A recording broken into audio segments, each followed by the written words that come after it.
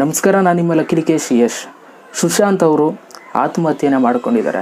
ತುಂಬ ಬೇಜಾರಾಯಿತು ವಿಷಯನ ಕೇಳಿಬಿಟ್ಟು.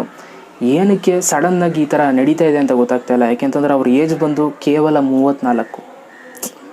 ಒಂದು ಸಲ ನೀವು ಒಂದು ಸುಮ್ಮನೆ ಏನು ಯೋಚನೆ ಮಾಡ್ದೇನೆ ಅವ್ರ ಬಗ್ಗೆ ಒಂದು ಸೆಕೆಂಡ್ ನೀವು ಯೋಚನೆ ಮಾಡಿದ್ರೆ ಅನಿಸುತ್ತೆ ನಿಮಗೆ, ಇಂಥ ಒಳ್ಳೆ ವ್ಯಕ್ತಿ, ಇಂಥ ದೊಡ್ಡ ಸೆಲೆಬ್ರಿಟಿ ಏನಕ್ಕೆ ಈ ಥರ ಮಾಡಿಕೊಂಡ್ರು. ಅವ್ರ ಹತ್ರ ನೇಮು ಫೇಮ್ ಎಲ್ಲ ಇತ್ತು. ಓಕೆ, ಒಳ್ಳೆ ದುಡ್ಡು ಮಾಡಿದರು, ಒಳ್ಳೆ ನೇಮ್ ಇತ್ತು. ಸೆಲೆಬ್ರಿಟಿಗಳ ಜೀವನ ಅಂತಂದರೆ ಒಂಥರ ಅದು ತುಂಬ ಎಕ್ಸೈಟಿಂಗ್ ಆಗಿರುತ್ತೆ. ಅದನ್ನು ಫೀಲ್ ಮಾಡಿದವ್ರಿಗೆ ಗೊತ್ತಿರುತ್ತೆ, ಆ ಸೆಲೆಬ್ರಿಟಿ ಸ್ಥಾನದಲ್ಲಿ ಕೂತಿರೋರಿಗೆ ಗೊತ್ತಿರುತ್ತೆ ಅದು ಎಷ್ಟು ಚೆನ್ನಾಗಿರುತ್ತೆ ಆ ಒಂದು ಲೈಫ್ ಅಂತ. ಯಾಕೆಂತಂದರೆ ತುಂಬ ಎಂಜಾಯ್ ಮಾಡಿಕೊಂಡು ಜೀವನನ ಮಾಡ್ತಾ ಇರ್ತಾರೆ.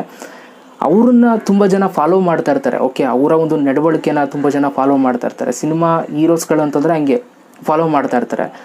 ಸೊ ಸಡನ್ನಾಗಿ ಅವರೇ ಈ ಥರ ಇದಾಗ್ಬಿಟ್ರೆ ತುಂಬ ಬೇಜಾರಾಗುತ್ತೆ ಮನಸ್ಸಿಗೆ. ಅದರಲ್ಲೂ ಇವರು ಸೂಸೈಡ್ ಮಾಡ್ಕೊಂಡಿದ್ದಾರೆ. ಏನಕ್ಕೆ ಅಂತ ಗೊತ್ತಿಲ್ಲ. ಮೇ ಬಿ ಅವರು ತುಂಬ ಡಿಪ್ರೆಷನ್ಗೆ ಹೋಗ್ತಿದ್ರಂತೆ. ಅದು ಒಂದು ಮಾಹಿತಿ ಬಂದಿದೆ. ಅದರ ಜೊತೆಗೆ ಇನ್ನೊಂದು ಏನು ಅಂತಂದರೆ ಅವರ ಒಂದು ಮ್ಯಾನೇಜರ್ ದಿಶಾ ಅಂತ ಹೇಳ್ಬಿಟ್ಟು ಅವರು ಕೂಡ ಸೂಸೈಡ್ ಮಾಡ್ಕೊಂಡಿದ್ದಾರೆ. ಓಕೆ, ಈಗ ರೀಸೆಂಟಾಗಿ ಸೂಸೈಡ್ ಮಾಡ್ಕೊಂಡ್ರಂತೆ. ಅದಾದಮೇಲೆ ಇವರು ರೀಸೆಂಟಾಗಿ ಇವಾಗ ಸೂಸೈಡ್ ಮಾಡ್ಕೊಂಡಿದ್ದಾರೆ ಇವತ್ತು. ಸೊ ಯಾಕೆ ಅಂತ ಗೊತ್ತಿಲ್ಲ. ತುಂಬ ಬೇಜಾರಾಯಿತು. ತುಂಬ ಒಳ್ಳೊಳ್ಳೆ ಸಿನಿಮಾಗಳನ್ನ ಕೊಡ್ತಾ ಬಂದಿದ್ದರು. ಅದರಲ್ಲೂ MS ಧೋನಿ ಸಿನಿಮಾ ಅಂತೂ ಸಿಕ್ಕಾಬಟ್ಟೆ ಸೌಂಡ್ ಮಾಡಿದ್ದು.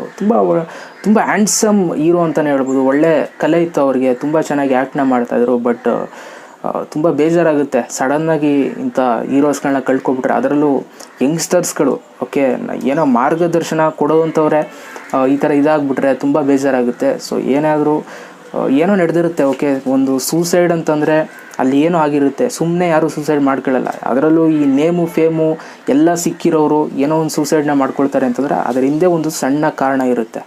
ಓಕೆ, ಅದು ಹೊರಗಡೆ ಬರೋ ತನಕ ನಾವು ಕಾಯಬೇಕು. ಯಾಕೆ ಸೊ ತುಂಬ ಬೇಜಾರಾಯಿತು ಒಂದು side. So rest in peace ಅಂತ ಹೇಳ್ತಾ ಸೊ ವಿಡಿಯೋನ ಮುಗಿಸ್ತಾ ಇದ್ದೀನಿ. Thank you so much.